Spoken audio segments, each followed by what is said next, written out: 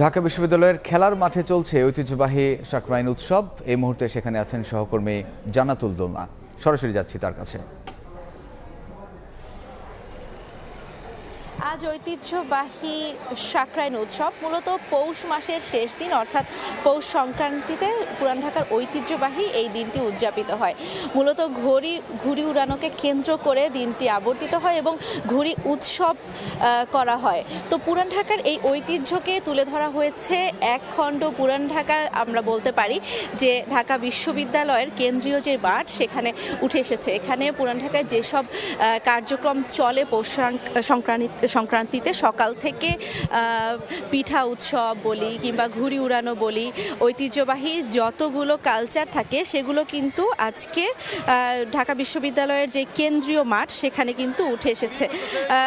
আয়োজকরা বলছিলেন যে গত কয়েক বছর ধরে পুরান ঢাকার যেই ঐতিহ্য সেটি খানিকটা ফিকে হয়ে যায় এবং আধুনিক সংস্কৃতি যেটা ঢুকে পড়েছে, ডিজে পার্টি থেকে শুরু করে সব কিছুর একটা যে প্রভাব লক্ষ্য করা যায় সেটা কিন্তু যাতে পেছনে ফেলে ঐতিহ্যটাকে ফিরিয়ে আনা যায়।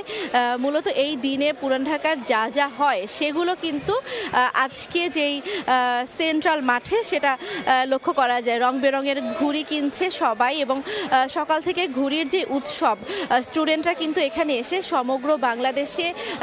সমগ্র বাংলাদেশ থেকে ঢাকা বিশ্ববিদ্যালয়ের যেসব ছাত্রছাত্রীরা আছেন তারা যেহেতু পড়তে আসেন, তো তারাও যাতে পুরান ঢাকার এই সাকরাইন উৎসবকে মনে প্রাণে লালন করতে পারে এবং এই সংস্কৃতিটা কি আসলে সেটা জানতে পারে, সেটাই আসলে আজকের এই অনুষ্ঠানের, আজকের এই আয়োজনের মূল উদ্দেশ্য আয়োজকরা বলছিলেন। এবং তারা একটা বিষয় বারবারই বলেছেন, সেটা হচ্ছে যে যেহেতু একটা অপসংস্কৃতির প্রভাব, যারা ডিজে পার্টি এবং ছাদে ছাদে ডিস্কো লাইট এবং আতশবাজির যেই প্রভাবটা দেখা যাচ্ছে সেটা যাতে কমে আসে এবং প্রকৃত যেটা সংস্কৃতি সেটা যাতে ফুটে ওঠে, সেটাই কিন্তু আজকের এই আয়োজনের মূল উদ্দেশ্য।